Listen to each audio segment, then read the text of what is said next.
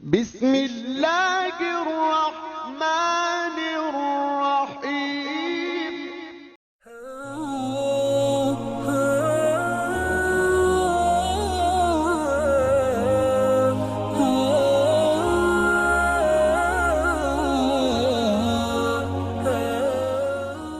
بسم اللہ الرحمن الرحیم۔ اللہ تعالیٰ نے قرآن کریم میں متعدد مقامات پر زمین و آسمان، چاند، ستاروں اور دیگر مظاہر کی تخلیق کا تذکرہ کیا ہے۔ یہ کائنات، یہ زمین اور آسمان کس طرح معرض وجود میں آئی، آج تک انسان اس حقیقت کے انکشاف کے لیے سرگرداں تھا، مگر 1450 سال پہلے قرآن کریم نے کائنات کی تخلیق اور ابتدا کے راز سے ان الفاظ میں پردہ اٹھایا۔ أولم ير الذين كفروا أن السماوات والأرض كانتا رتقا ففتقناهما وجعلنا من الماء كل شيء حي أفلا يؤمنون۔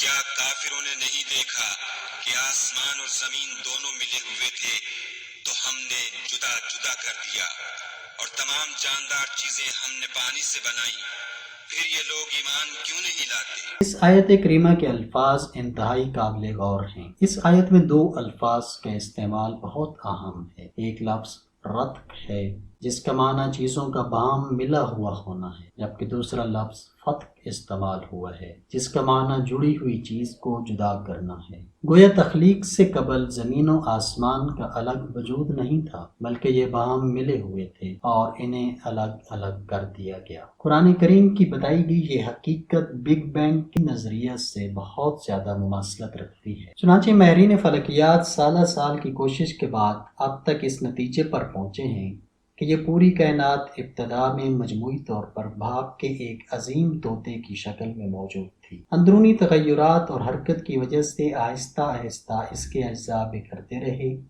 اور دیگر ستاروں کے ساتھ ساتھ نظام شمسی کے تمام سیارے اور کرۂ زمین وجود میں آئے، اور ہنوز یہ جہان اسی طرح پھیلتا جا رہا ہے۔ بقول ڈاکٹر علامہ اقبال، یہ کائنات ابھی ناتمام ہے شاید کہ آ رہی ہے دمادم صدائے کن فیکون۔ تشکیل کائنات کے اس عمل کو علم الکائنات میں بگ بینگ کا نام دیا جاتا ہے۔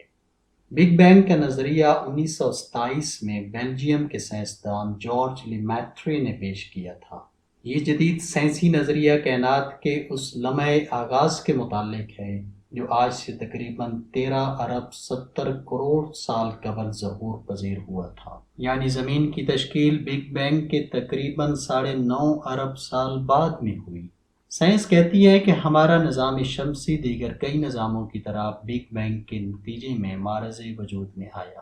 ہزاروں کہکشائیں پیدا ہوئیں جن کی دریافت ہونا ابھی تک باقی ہے۔ دوسری طرف بگ بینگ تھیوری نے سائنسی انکشافات کی سرمستی کے ابتدائی دور میں انسانی ذہن میں پیدا ہونے والے اس الہادی فلسفے کا بھی کلا کما کر دیا جو کائنات کے خالق کی حقیقت کا انکار کرتا تھا اور مادے کو ازلی اور دائمی سمجھتا تھا۔ لہٰذا آج کا سائنسدان کائنات کی تخلیق اور اس کے خالق کو ماننے سے فرار نہیں کر سکتا۔ لیکن ناظرین، یہ بات ذہن نشین رہے کہ کوئی بھی سائنسی نظریہ حتمی نہیں ہوتا، جبکہ کلام الہی ایک اٹل حقیقت ہے۔ جوں جوں کائنات میں اللہ تعالیٰ کی بکھری ہوئی نشانیوں میں انسان غور و فکر کرتا جائے گا، قرآن کے راز اس پر واشگاف ہوتے جائیں گے اور اللہ تعالیٰ کی ذات پر اس کا ایمان مستحکم ہوتا جائے گا۔ يا من هو الله